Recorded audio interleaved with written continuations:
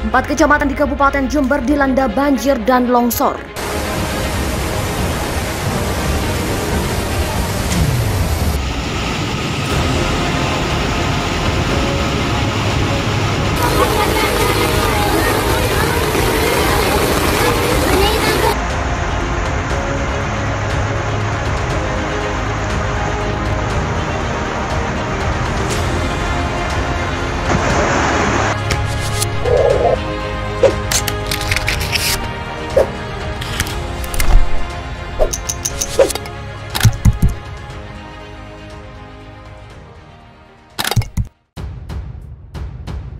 Empat kecamatan di Kabupaten Jember dilanda banjir dan longsor. Sekretaris Badan Penanggulangan Bencana Daerah BPBD Jember Kabupaten Heru Widagdo mengatakan bencana banjir dan tanah longsor melanda 4 kecamatan di wilayah tersebut pada Jumat malam 28 Januari 2022.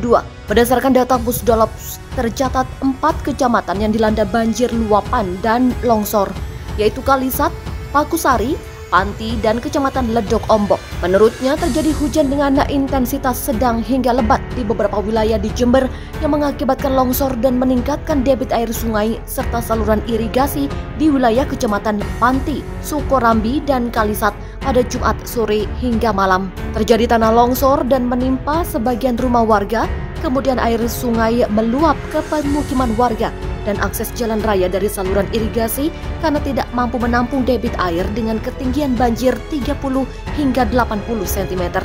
Ia menjelaskan dampak kerugian banjir di Kecamatan Kalisat melanda Desa Gelagawero dengan jumlah 3 rumah dan 1 musola terendam banjir. Kemudian di Desa Ajung tercatat 9 rumah warga terendam banjir, dapur rumah warga ambruk, dan tembok pabrik Kaliwangi ambrol sepanjang 25 meter. Desa Pelalangan di Kecamatan Kalisat juga terdampak. 4 rumah terendam banjir. Kemudian di Desa Kecamatan Pakusari terdapat SMK Islam Bustanul Ulum, tercatat 22 kamar santri dan dapur terendam banjir, sehingga 360 orang santri diungsikan ke tempat yang aman. Di Pakusari juga tercatat 15 rumah terendam banjir dengan ketinggian 80 cm.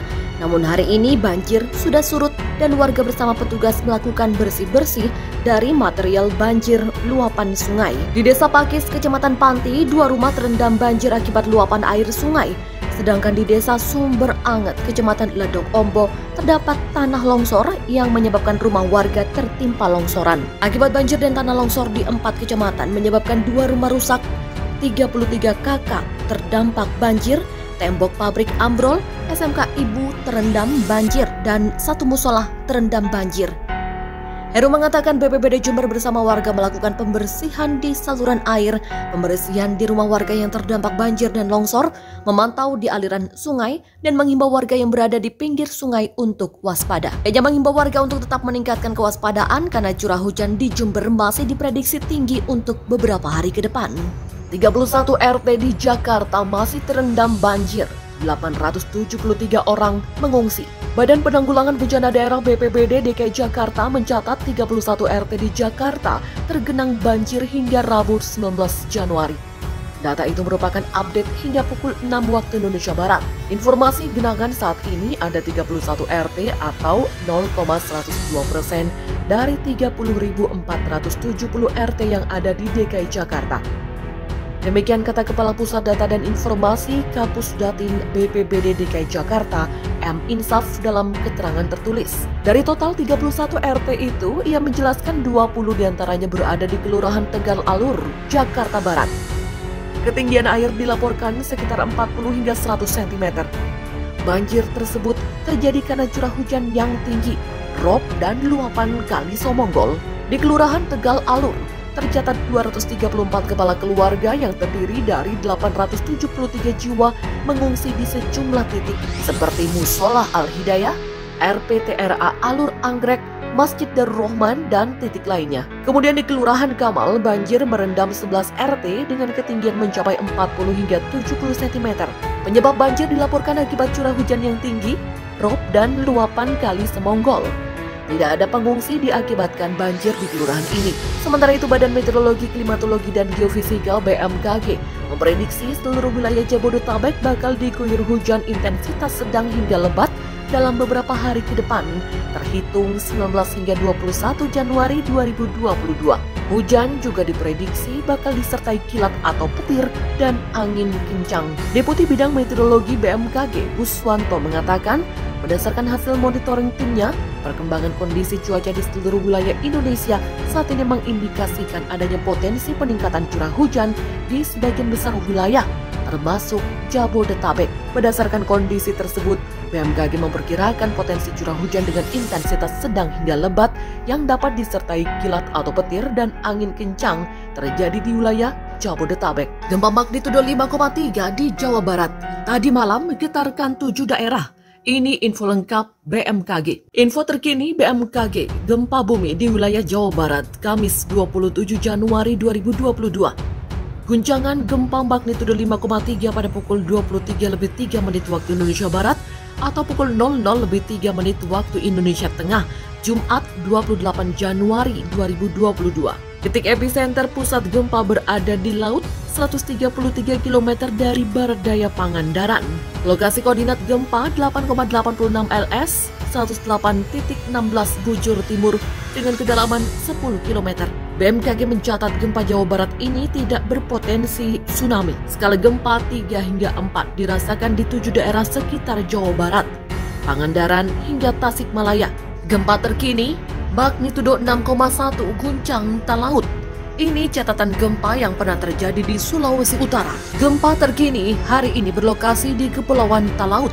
Gempa Talaut berkekuatan 6,1 magnitudo mengguncang wilayah Sulawesi Utara pada Sabtu 22 Januari 2022 pukul 9:26 waktu Indonesia Barat. Menurut informasi dari Badan Meteorologi, Klimatologi, dan Geofisika BMKG, pusat gempa berada di laut berjarak 39 km tenggara Melonguwane, Sulawesi Utara dengan kedalaman 12 km.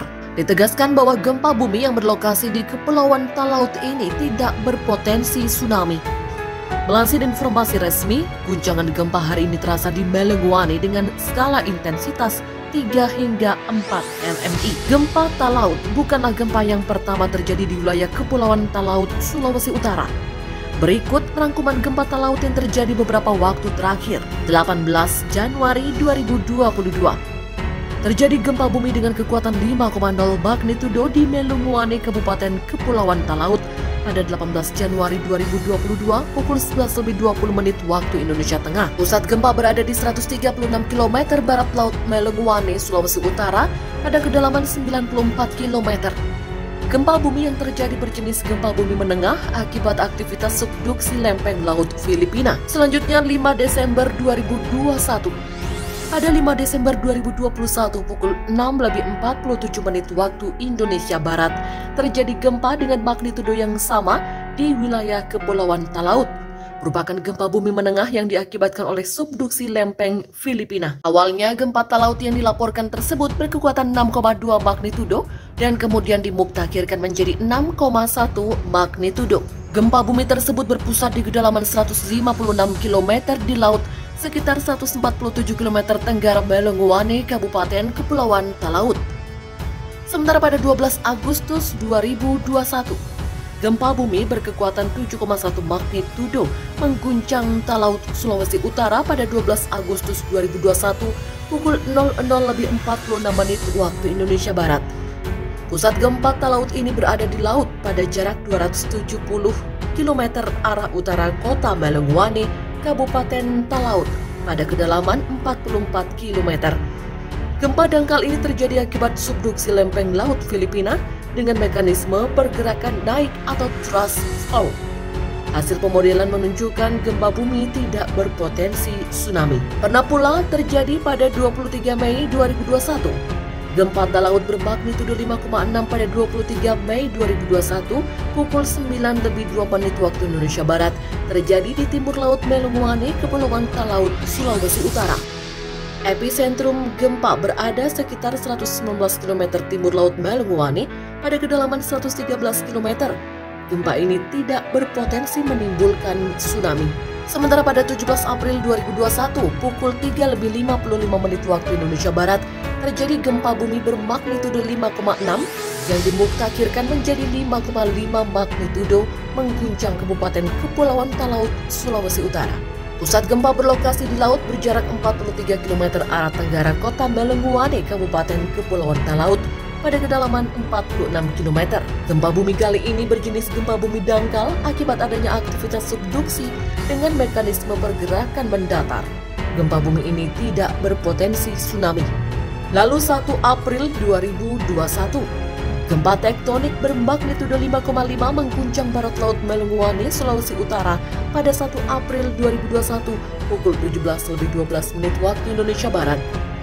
Gempa dangkal akibat subduksi Sangihe dan Talaut ini berlokasi di laut pada jarak 62 km arah selatan kota Belengguane, Kabupaten Kepulauan Talaut dengan kedalaman 10 km.